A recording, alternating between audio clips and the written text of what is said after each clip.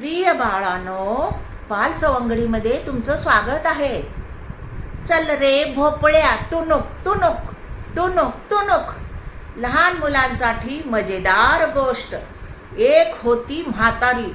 ती खूप गोड पण चालाक होती. थोडीशी अशक्त होती. एके दिवशी तिला आपल्या लैकीला भेटायला जायचं होतं. लेक दूर दूर दूर गावात राहत होती. म्हातारी काठी घेऊन निघाली. चालता चालता ती जंगलात पोहोचली. जंगलात अचानक एक कोल्हा तिच्या समोर आला आणि म्हणाला, अगो ए म्हातारे, मला खूप भूक लागली आहे, मी तुला खाऊ का? म्हातारी घाबरली, पण हुशारीनं काय म्हणाली, अरे कोल्ह्या, मी आता खूप बारीक आहे, माझ्या अंगावर मांस सुद्धा नाही आहे, मला खाऊन तुला काय मिळणार बरं बेटा? मी आधी माझ्या लेकीकडं जाते, तिथं छान खाऊन पिऊन जाड होऊन येते, तेव्हा तू मला खा.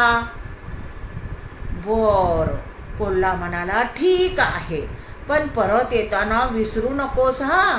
म्हातारी पुढे चालू लागली. थोडं पुढे गेल्यावर तिला वाघ भेटला.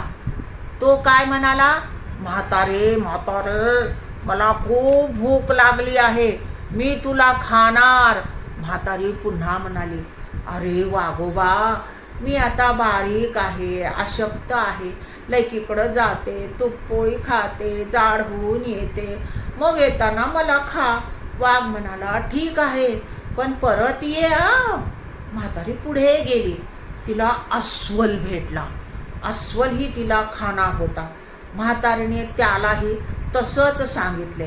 शेवटी म्हातारी आपल्या लैकीच्या घरी पोहोचली.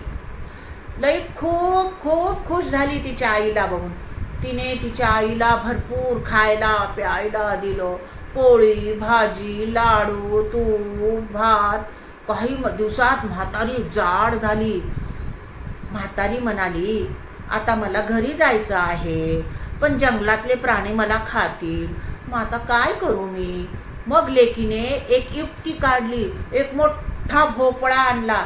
तिनं भोपळा आतून चिरून मोकळा केला. मग म्हातारीला भोपळ्यात बसवलं आणि मग म्हातारी काय म्हणाली तिच्या मुलीला, जरा भोपळ्याला ढकल. लेकीने काय केलं, भोपळ्याला ढकललं. भोपळा गोल गोल गोल फिरू लागला. म्हातारी आतून म्हणाली, चल रे भोपळ्या, टुनुक टुनुक टुनुक टुनुक. चल रे भोपळ्या, टुनुक टुनुक टुनुक टुनुक.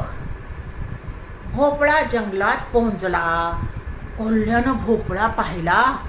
तो म्हणाला, अरे भोपळ्या, म्हातारीला पाहिलास का? भोपळ्यानं आतून आवाज दिला, चल रे भोपळ्या, टुनुक टुनुक टुनुक टुनुक. म्हातारी दूर गेली. भोपळा पुढे गेला. मग तिला वाघ मिळाला. वाघाने विचारलं, अरे भोपळ्या, म्हातारीला पाहिलास का?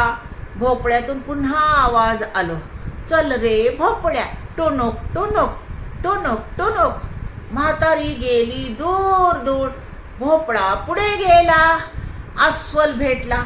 अस्वलाने विचारलं. भोपळा पुन्हा म्हणाला, चल रे भोपळ्या, टुनुक टुनुक टुनुक टुनुक.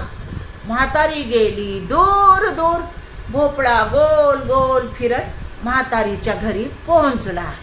घरासमोर पोहोचल्यावर म्हातारी बाहेर आली. ती आनंदाने म्हणाली, वा, मी सुरक्षित घरी पोहोचले. म्हातारी खुश झाली आणि त्या दिवसापासून ती एकटी जंगलात कधीच गेली नाही. गोष्टीचा अर्थ काय निघतो माहीत आहे का बाळांनो तुम्हाला? हुशारी आणि बुद्धी वापरली तर मोठ्या संकटातूनही सुटका होते. आता तुम्हाला काय करायचंय माहिती आहे का? माझ्या चॅनलला सबस्क्राईब करायचंय, लाईक करायचंय, शेअर करायचंय, बरं का बाळांनो? धन्यवाद.